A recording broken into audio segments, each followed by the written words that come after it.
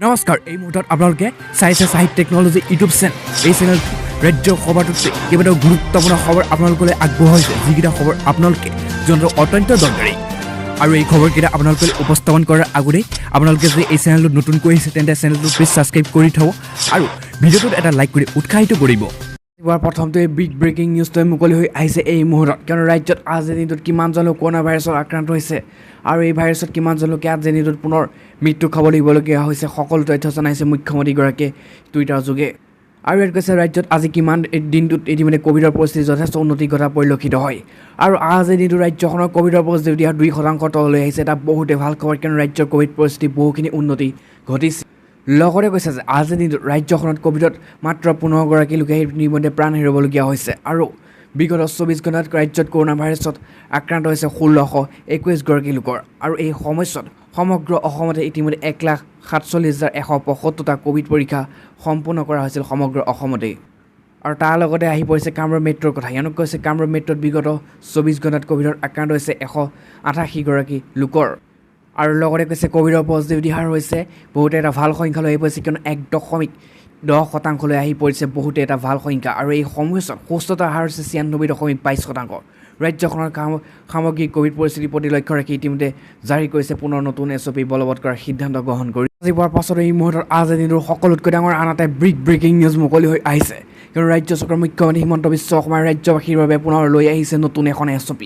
আৰু SOPত ইতিমধ্যে কি বন্ধ আৰু কি নতুন নীতি নিৰ্দেশনা দিয়া হৈছে দোকান পোহাৰ কেতিয়ালৈকে ৰাতি কেইটা বজালৈকে খুলিব পাৰিব এই নতুন SOPখনত সম্পূৰ্ণ তথ্য আহি পৰিছে গাড়ী চলাচলৰ ক্ষেত্ৰতো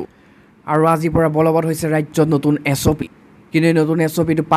SOP যিখন ওলাইছে এই SOPটো সম্পূৰ্ণভাৱে কণ্টেইনমেণ্ট জিলা হিচাপে ঘোষণা কৰা হৈছে এই 5খন জিলাক খুলি দিয়াৰ সিদ্ধান্ত গ্ৰহণ কৰা হোৱা নাই আৰু এই জিলাকেইখনৰ হেড লিষ্টত আছে গোলাঘাট যোৰহাট শোণিতপুৰ সম্পূৰ্ণ কণ্টেইনমেণ্ট জোন হিচাপে ঘোষণা কৰা হৈছে আৰু এইখিনিতে আহি পৰিছে সকলোতকৈ ডাঙৰ খবৰ এটা ভাল খবৰ কিয়নো ইতিমধ্যে বাকী 27খন জিলাত সম্পূৰ্ণ বাহাল থাকিব বৰ্তমানৰ নীতি নিৰ্দেশনা অৰ্থাৎ ইতিমধ্যে নতুন SOPত এই কথা স্পষ্টভাৱে কৈছে যে ৰাজ্যৰ 27খন জিলাত বৰ্তমানৰ আগৰ নীতি নিৰ্দেশনা বলবৎ থাকিব কিন্তু সন্ধিয়া দোকান পোহাৰ খোলাৰ ক্ষেত্ৰত সময় সলনি কৰা হৈছে আৰু ইয়াত কৈছে এতিয়াৰ পৰা এই 27খন জিলাত 4 বজালৈকে আপুনি ঘূৰা ফুৰা কৰিব পাৰিব আৰু 4 বজালৈকে ঘূৰা ফুৰা কৰাৰ পাছত দোকান পোহাৰ ব্যৱসায়িক প্ৰতিষ্ঠান সন্ধিয়া 5 বজাৰ পাছলৈকে খুলি ৰাখিব পাৰিব আৰু 6 বজাৰ পৰাই সান্ধ্য বলবৎ হ'ব এই 27খন জিলাত আৰু ইতিমধ্যে সন্ধিয়া 6 বজাৰ পাছলৈকে দোকান পোহাৰ খোলাৰ ক্ষেত্ৰত আৰু যিহেতু 6 বজাৰ পাছৰ পৰাই বলবৎ হ'ব সান্ধ্য আৰু পিছদিনা পুৱা 5 বজালৈকে থাকিব এই সান্ধ্য আইন এই কথা ইতিমধ্যে স্পষ্ট হোৱাৰ পাছত এই মুহূৰ্তত আন এটা ডাঙৰ খবৰ মুকলি হৈছে এটা বিগ ব্ৰেকিং নিউজ কিয়নো সকলো কল্পনা অন্ত পেলাই ইতিমধ্যে কৰোণাৰ মাজতে অহা 2 আগষ্টৰ পৰা বিদ্যালয় খোলাৰ অনুমতি প্ৰদান কৰিছে চৰকাৰৰ ফালৰ পৰা এতিয়া অহা 2 আগষ্টৰ পৰা সম্পূৰ্ণৰূপে খুলিব সকলো বিদ্যালয়সমূহ আৰু তাৰ লগতে কৈছে কৰোণা মহামাৰীৰ বাবে যোৱা ইতিমধ্যে মাহ ধৰি বন্ধ হৈ থকা ৰাজ্যৰ লগতে সমগ্ৰ দেশতে বিদ্যালয়সমূহ বন্ধ হৈ আছিল আৰু বিদ্যালয়সমূহ খোলাৰ বাবে ইতিমধ্যে ভাৰতীয় চিকিৎসা গৱেষণা পৰিষদে অনুমতি প্ৰদান কৰিছে আৰু বিদ্যালয়সমূহ খোলাৰ সিদ্ধান্ত ইতিমধ্যে গ্ৰহণ কৰিছে অৱশেষত সকলো কল্পনা অৱলম্বন কৰি ইতিমধ্যে ভাৰতীয় চিকিৎসা গৱেষণা পৰিষদে অনুমতি প্ৰদান কৰিছে বিদ্যালয়সমূহ খোলাৰ তাৰ লগতে ইয়াত স্পষ্টভাৱে কৈছে যে কৰোণা প্ৰট'কল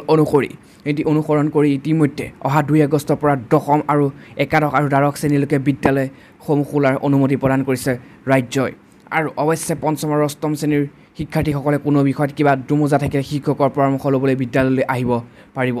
আৰু লগতে কৈছে যে ইতিমধ্যে চৰকাৰৰ কেবিনেটে লোৱা এই বৃহৎ সিদ্ধান্তৰ অনুসৰি ৰাজ্যৰ প্ৰশিক্ষণ কেন্দ্ৰ টিউচন কেন্দ্ৰ আৰু প্ৰশিক্ষণ প্ৰতিষ্ঠানসমূহে 26 জুলাইৰ পৰাই খোলাৰ অনুমতি প্ৰদান কৰা হৈছে আৰু এই প্ৰতিষ্ঠানবোৰে কৰোণা প্ৰট'কল মানিবৰ পাছত এই মুহূৰ্তত আন এটা ডাঙৰ খবৰ মুকলি হৈছে এটা বহুতে বিগ ব্ৰেকিং নিউজ চৰকাৰী কৰ্মচাৰীসকলৰ বাবে তেওঁলোকৰ দৰমহাৰ ক্ষেত্ৰত কিয়নো ইতিমধ্যে চৰকাৰী কৰ্মচাৰীৰ মুখলৈ আহিছে বৃহৎ হাঁহি কিয়নো তেওঁলোকৰ কৰ্মচাৰীৰ দৰমহা বৃহৎ বৃদ্ধি কৰাৰ সিদ্ধান্ত গ্ৰহণ কৰিছে আৰু এতিয়াৰ পৰা তেওঁলোকৰ চৰকাৰী কৰ্মচাৰীৰ বেছিক চেলাৰী 21,000লৈ বৃদ্ধি পোৱাৰ সিদ্ধান্ত গ্ৰহণ কৰিছে চৰকাৰে আৰু ইয়াতে অতি ডাঙৰ কথাটো ইয়াত স্পষ্টভাৱে কৈছে যে কিয়নো কোটি কৰ্মচাৰীৰ বাবে আহিছে বৃহৎ খবৰ কিয়নো চৰকাৰ বিশেষ ঘোষণা কৰাৰ দিশে আগবাঢ়িছে জানিব পৰা মতে ইতিমধ্যে অক্টোবৰৰ পৰাই চৰকাৰী কৰ্মচাৰী লেবাৰ কোডৰ নিয়ম কাৰ্যক্ষেত্ৰত ৰূপায়ণ কৰিব চৰকাৰে আৰু সেয়েহে ইয়াত কৈছে মিডিয়া ৰিপৰ্টছৰ মতে চৰকাৰে 1 জুলাইৰ পৰাই লেবাৰ কোডৰ নিয়ম আৰম্ভ কৰাৰ কথা আছিল কিন্তু ইতিমধ্যে ৰাজ্য চৰকাৰসমূহৰ প্ৰস্তুতি নোহোৱাৰ বাবে এতিয়া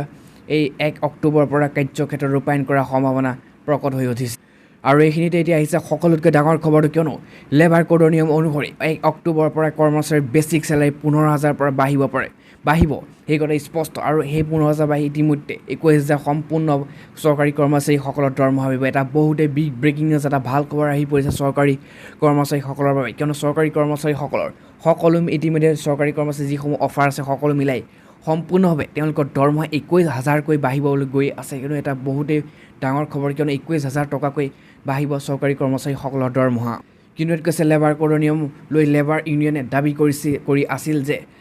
কৰ্মচাৰীসকলৰ ন্যূনতম বেছিক চেলাৰী 15,000 পৰা বঢ়াই 21,000 দিব লাগে। যদি এয়া কাৰ্যকৰী ৰূপায়িত হয় তেন্তে দৰমহা বাঢ়িব কৰ্মচাৰীসকলৰ। আৰু নতুন ড্ৰাফ্ট ৰুলছ অনুসৰি মূল বেতন সৰ্বমুঠ বেতনৰ 50%তকৈ অধিক বাঢ়িব হ'ব লাগে। ইতিমধ্যে চৰকাৰী কৰ্মচাৰী আনহাতে বহুতে ডাঙৰ খবৰ আহি পৰিছে, কিয়নো তেন্তে যদি তেওঁলোকৰ দৰমহা 21,000 টকা বৃদ্ধি পায় তেতিয়া তেওঁলোকৰ কাৰ্যক্ষেত্ৰত ৰূপায়িত হ'ব আৰু তেতিয়া তেওঁলোকৰ চৰকাৰী কৰ্মচাৰীসকলৰ দৰমহা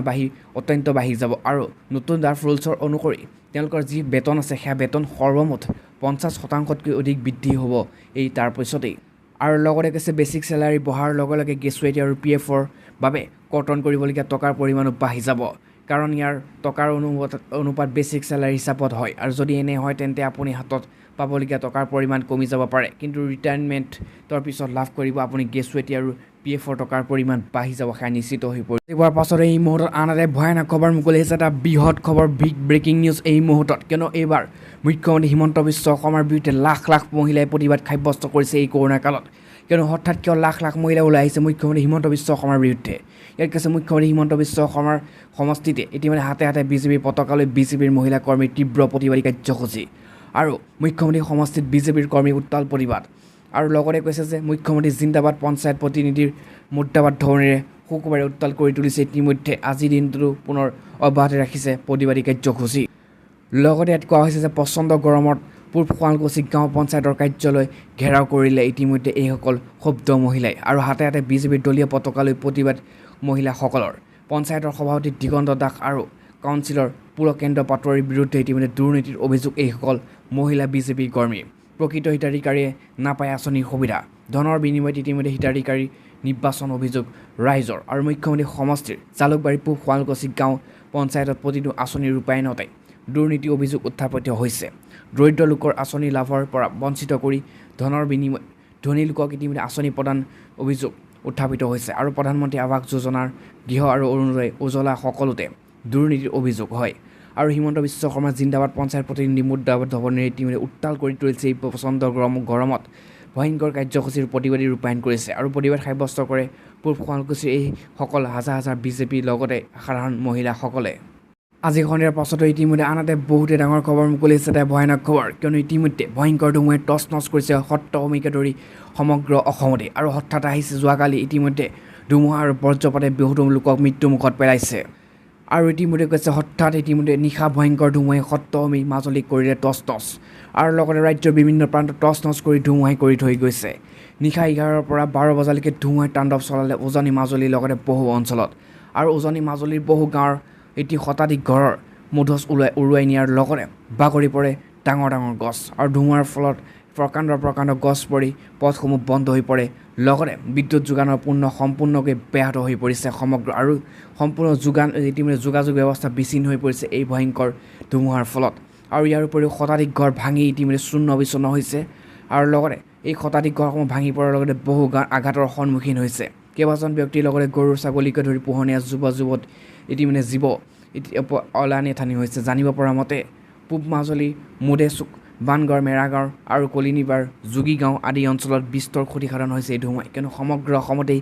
যোৱাকালি ভয়ংকৰ বজ্ৰপাতৰ সন্মুখীন হ'বলগীয়া হৈছে, কিয়নো যি বজ্ৰপাতৰ ফলত ইতিমধ্যে ৰাজ্যৰ কেইবাগৰাকী লোক মৃত্যুমুখত পৰিছে এই ৰাতি। আৰু বিভিন্ন ঘৰ টিং ফালি ইতিমধ্যে বজ্ৰপাত পৰিছে তেওঁলোকৰ ঘৰত আৰু মৃত্যুমুখত পৰিছে বহুতো লোক, কিয়নো ৰাস্তাত ৰখি থাকোঁতে নহয় ইতিমধ্যে যি ভয়ানক বজ্ৰপাত পৰিছে এই বজ্ৰপাতৰ ফলত তেওঁলোকৰ ঘৰৰ টিং ইতিমধ্যে ফালি